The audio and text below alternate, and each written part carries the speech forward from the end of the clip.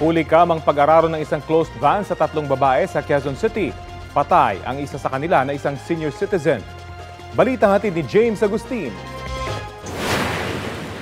Naglalakad ang 3 babae sa bangketa sa bahaging ito ng Victoria Avenue sa Barangay Damayang Lagi, Quezon City pasado alas 7 kagabi.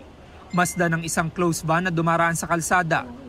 Pagdating ng 3 babae sa kanto ng 13th Street, bigla na lang silang tinumbok ng sasakyan. Pumailalim sa closed van ang 2 sa mga biktima. Nagtulong-tulong ang mga otoridad para matanggal sila sa pagkakaipit. Dead on the spot ang isang babaeng senior citizen.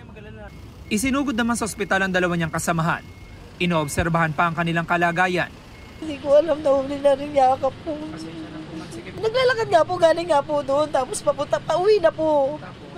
Yun po, hindi raw kapag may piniwasan daw yung truck, kaya sila yung nakaladkad 3. Tita ko po yung napuruhan. Bumangga rin ng closed van sa poste.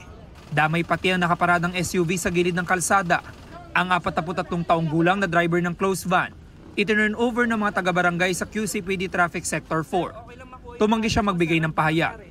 Kwento ng may-ari ng closed van na nagsisilbi rin pahinante. Galing silang baysa at magde-deliver sana sa lugar ng maaksidente. Sabi lang po sa akin, bigla, sabi ko, uy, wala tayong preno. Sabi ko, ano mo, high brake mo. Hindi, siguro nauna rin siya, naalito na rin. Yung medyo malapit na, ako na nag-hot brake na po. Kalang kaso, ando na po siya.